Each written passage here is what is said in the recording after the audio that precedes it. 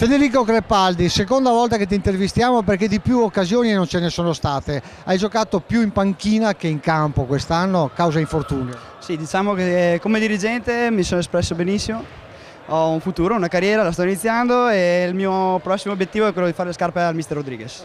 Senti, oggi rientravi, una buona prestazione da parte del Padova contro una squadra difficile. Sì, loro ottima squadra, gran gioco e come spesso accade... Ah sì, grazie. Sì, pronto. Come spesso accade quando trovi squadre del genere che riescono a esprimere un gran gioco di squadra, anche noi spesso ci adattiamo a questa cosa e quindi riusciamo a esprimere anche noi quello che effettivamente siamo e quindi esprimere tattica e gioco di squadra. Poi la grande occasione c'è stata proprio nel finale, quando loro giocavano con il portiere di movimento, palla a te a metà campo, hai provato a sorprendere tutti, ma...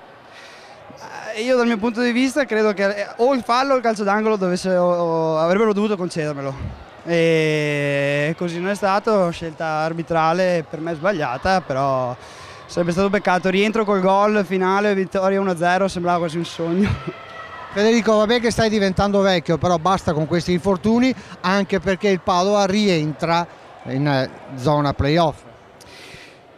Il discorso playoff è un discorso che abbiamo affrontato più volte e credo che sia anche il caso di aspettare. A questo punto mancano 2 partite, io direi di fare il massimo per queste 2 partite senza pensare ai playoff.